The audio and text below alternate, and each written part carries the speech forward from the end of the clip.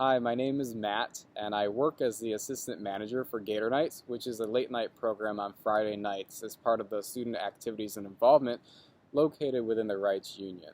And I wanted to interview a leader to learn more about their leadership style in a context that I can apply to my job. And I got to know the two people who I interviewed, Kelly and Jack, through my supervisor, Sarah, who was the program coordinator for SAI. I got to interview with them by reaching out to them via email. And so I conducted two independent interviews. I first interviewed Kelly, and then a week later I interviewed Jack. Kelly Penn is a graduate student, first-year graduate student, and assistant in the Brown Center for Leadership and Development. And Jack Casso is a director for the student activities and involvement. So the reason why I chose to interview two individuals instead of one is because I wanted to hear more about leadership from someone who is growing and someone who has some practical experience. And I'm very thankful for the opportunity to speak with both of these people who are a part of SAI.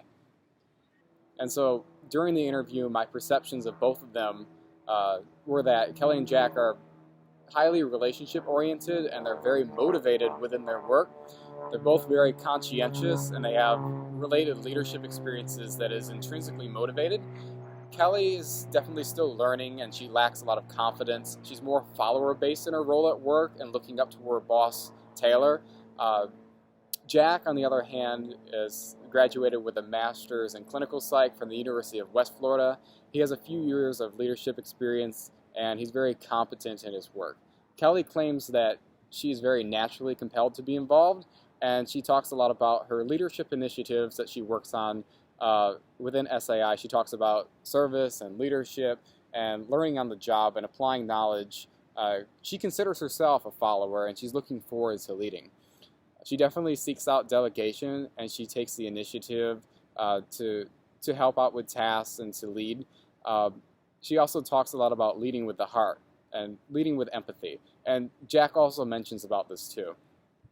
Kelly, I would classify her more in the terms of a middle-of-the-road management style on Blake and Mountain's managerial leadership grid.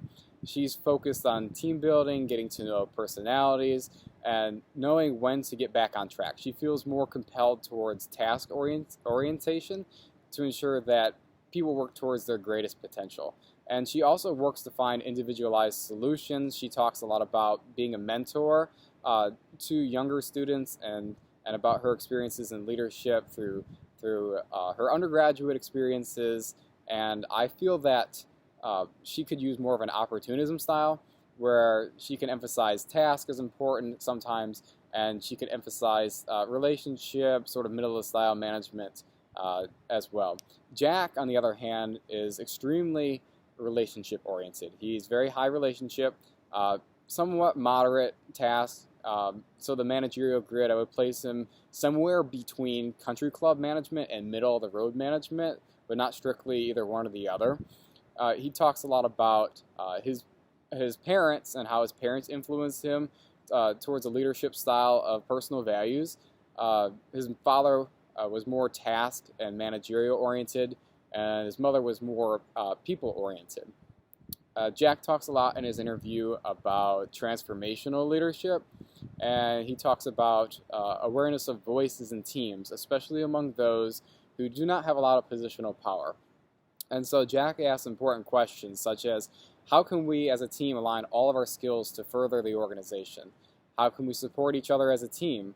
And he talks about awareness of voices and just drawing attention to people who may not have that role as like a vice president, or people who do not have a role as that is strictly with a title. Kelly talks a lot about taking the leap of faith, going on to her confidence mantra. She's talking about learning and growing through a growth mindset. And it's okay that if you're not at where you need to be or where you see yourself in a few years, as long as you're motivated towards your goals, you're able to keep working towards them. And it's important to use, Kelly claims that it's important to understand the societal expectations and understanding that growth is a process, but take trial and errors to learn and grow from them. Kelly emphasizes self-reflection through actions and behaviors, so she claims that if you don't know what you can't handle, you won't be able to function. So this idea of self-awareness and utilizing feedback to understand personal strengths and weaknesses is really important here. And she claims that one-on-one sessions with the boss are important, growing through humility without ego, and engaging in healthy conversations. She also hints more towards authentic leadership and about being true to yourself. Putting your ego aside and pride aside is a powerful skill to have. Jack told me a lot about his work and his previous leadership experience, especially the one that stuck with me most is his experience at McDonald's. Being a manager at such a young age, at 18 years old, he became the manager and was leading people who were in their 30s or 40s, and he claims that he was very task-oriented, definitely not relationship-based. He said that his leadership style was more of a producer-parish style, and it talks about his struggles with how to maintain a relationship as a leader. And so Jack now emphasizes more relationship-based style. Jack told me about two important mentors that he had in his life. One of them was the Dean of Students, Doug Pearson, at University of West Florida, and he also talks about the Vice President of Student Affairs. The Dean gave him advice in terms of maintaining integrity, maintaining a high value in ethics, actions, and behaviors.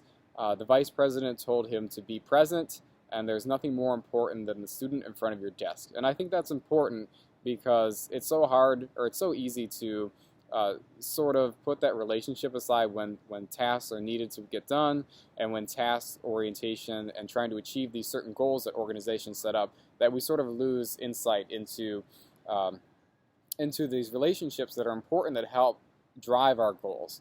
And so Jack also made a statement that really stuck with me, and he claims that doing what you love more than what you think is going to make you money, as advice to a senior going into the workplace soon.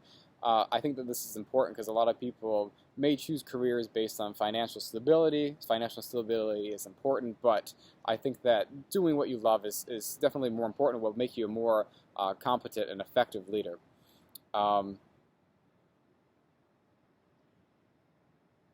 on to reflections about Jack after the interview, I would definitely classify Jack as a D4 leader on the situational leadership style. Jack has very high competence and high commitment, and whoever leads him should definitely use a delegating style. So this high directive and low supportive behavior. Jack is very knowledgeable and is using his leadership and personal experiences to provide necessary direction and support for his followers. I think it's also important for Jack to sort of integrate path goal theory into his practice. I think that he can definitely help motivate others to help achieve their goals through overcoming obstacles. Kelly too. Kelly could also benefit from path goal theory if Jack motivates Kelly through path goal theory. I think that would be very helpful for Kelly to overcome these obstacles of confidence that she might have.